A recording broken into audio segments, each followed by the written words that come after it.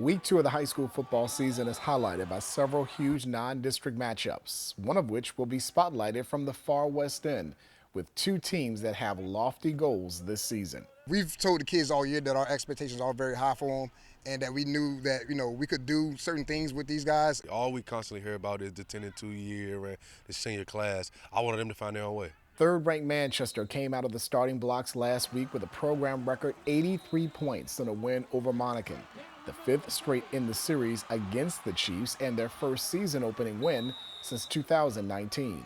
Most of the boxes were checked off, and a couple of things we do got to work on is this kind of the penalty situation. I think once we get that under control, we'll be a very good team.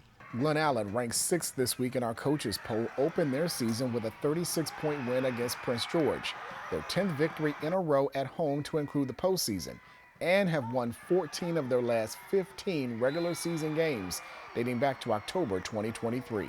Last year, it was just a blanket, right? The foundation was laid, and the sky was the limit. They could fall as low as they wanted to fall, or they could shoot as high as they wanted to shoot.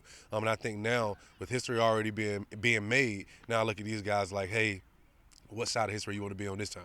In our game of the week, the Lancers and Jaguars meet in an early season showdown that can prepare them for what they will face the rest of the year.